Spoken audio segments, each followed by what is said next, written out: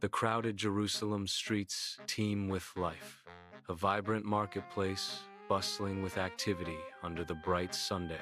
Amidst the throng, Zechariah and Elizabeth move slowly, their aged faces reflecting a quiet dignity.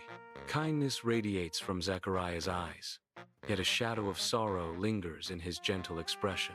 Elizabeth walks beside him, her face etched with a similar blend of warmth and unspoken longing. Their presence is a poignant contrast to the lively chaos around them, hinting at a story of patience and quiet suffering. In a humble, well-cared-for home, Elizabeth kneels in quiet prayer, her eyes reflecting a deep, unspoken longing. Sunlight streams through the window, illuminating the dust motes dancing in the air. Zechariah enters the room, his footsteps soft on the worn wooden floor. He gently places a comforting hand on Elizabeth's shoulder, a silent gesture of shared sorrow and enduring love. Their faces, etched with years of hope and disappointment, convey a profound, unspoken grief that permeates the room. The quiet intimacy of the moment speaks volumes, a testament to their unwavering faith and devotion. Zechariah steps into the holy place, the air thick with reverence and the scent of incense. Grand and awe-inspiring, the temple echoes with the hushed murmur of worshippers offering their prayers. Sunlight streams through the high windows, illuminating the sacred space where Zechariah prepares to offer incense. A profound sense of anticipation hangs in the air as Zechariah begins his solemn duty. The temple is plunged into sudden, blinding light. In the radiant glow, the angel Gabriel materializes, an ethereal figure in the sacred space. Zechariah, caught completely off guard, recoils at the divine apparition. His eyes widen in disbelief and terror, a stark contrast to the serene presence of the angel. Fear grips Zechariah as he faces the celestial messenger, his mortal senses overwhelmed by the intensity of the moment.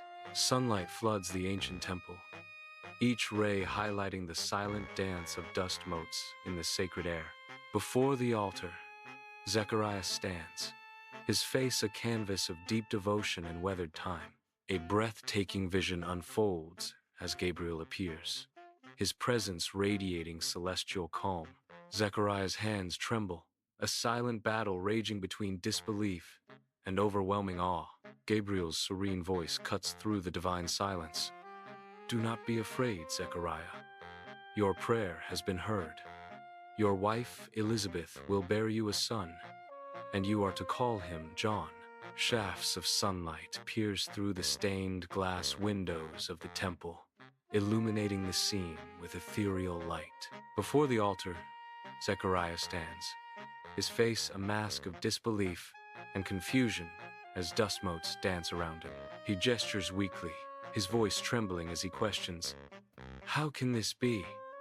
I am an old man, and my wife is well along in years." A divine voice echoes through the temple. "I am Gabriel. You will be silent and not able to speak until the day this happens, because you did not believe my words." Zechariah emerges from the temple, his face a study in frustration and dawning horror. He opens his mouth, desperate to speak, but only silence answers his will. A stark and terrifying revelation. Wild gestures replace words as he frantically tries to communicate, his arms cutting through the air in a desperate plea. The assembled crowd stares back, their faces mirroring confusion and concern, unable to decipher Zechariah's frantic attempts. Zechariah shuffles into his home, his heavy silence palpable as he moves with slumped shoulders. Unable to speak, he retrieves a small tablet and stylus from his tunic, his brow furrowed with unspoken words. His hand flies across the tablet, scratching out an account of the unbelievable events in the temple. Elizabeth watches him, concern etched on her face, which slowly transforms into astonishment as she reads. A slow smile spreads across Elizabeth's face, blossoming into pure, unadulterated joy as she comprehends the divine message. Sunlight floods Zechariah and Elizabeth's home, illuminating the dust motes dancing in the air. Elizabeth's face radiates maternal joy, as she gently rests her hand on her swollen belly. A serene glow surrounds her, a testament to the miracle within. Her voice, filled with reverence and gratitude, echoes in the sunlit room. The Lord has done this for me. In these days he has shown his favor and taken away my disgrace among the people, she whispers, her eyes reflecting a profound sense of peace. Dust swirls around Mary as she walks along the ancient Jerusalem streets, her eyes filled with youthful hope. She arrives at Elizabeth's humble dwelling, anticipation etched on her face. Elizabeth opens her arms wide, a warm smile lighting her face. Mary, welcome. Come in, come in. As Elizabeth embraces Mary, a secret stirs within her womb. A tiny foot kicks, a gentle roll, a burst of life. The baby leaps within Elizabeth, a miracle unfolding. Sunlight bathes Zechariah and Elizabeth's home, dust motes swirling in golden shafts, illuminating the warmth of their simple dwelling. Elizabeth's eyes shine with a profound grace as she speaks, her voice filled with awe. Blessed are you among women, and blessed is the child you will bear, Elizabeth proclaims, her words echoing with reverence. Elizabeth's expression deepens with humility and wonder. Why am I so honored that the mother of my Lord should come to me? Her voice trembles with emotion as she continues. As soon as the sound of your greeting reached my ears, the baby in my womb leaped for joy. Sunlight floods the room, each dust mote illuminated as Elizabeth lies in bed, cradling her newborn child. Exhaustion softens Elizabeth's features, yet her eyes shine with a radiant, maternal joy. Neighbors and relatives fill the room, their faces alight with shared happiness and wonder.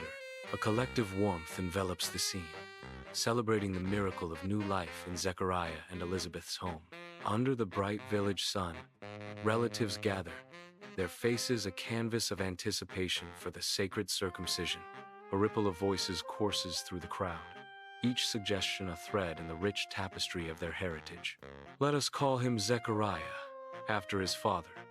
It is only right, the relatives declare, their voices a harmonious chorus.